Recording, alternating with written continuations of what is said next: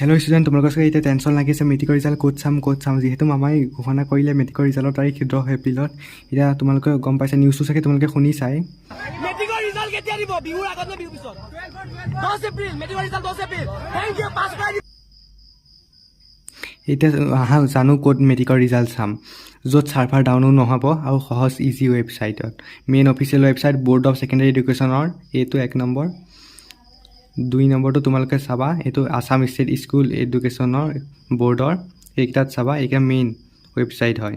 আৰু থাৰ্ডটো ছেবাৰ result portal, এইটোত চাবা।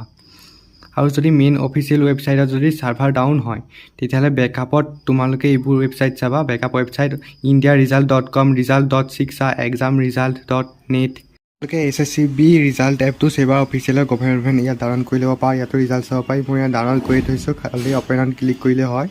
তাত ক্লিক কৰিলে তোমালোকে এখন পেজ অ'পেন হ'ব। তাত কাৰেণ্ট ইয়েৰ ৰিজাল্টত ক্লিক কৰিবা। তাত কৰিলে তোমালোকৰ এনেকুৱা এখন আহিব, ৰোল নম্বৰ, নং এইবিলাক ফিল আপ কৰিবা। এনেকৈ ফিল আপ কৰিলে তোমালোকৰ এনেকুৱা চেম্পল মাৰ্কশ্বিট এখন ওলাব। এইখন চেম্পল মাৰ্কশ্বিট তোমালোকে এনেকৈ কৰিবা, ওলাব ৰিজাল্ট। এইবিলাকত চাবা। আৰু ক্লাছ 11ত আমি তোমালোকক সহায় কৰি যাম। তোমালোকে মাত্ৰ চেনেলটো ছাবস্ক্ৰাইব কৰিলেই হ'ল। আৰু মেট্ৰিকত বেয়া হ'লেও টেনশ্যন নল'বা।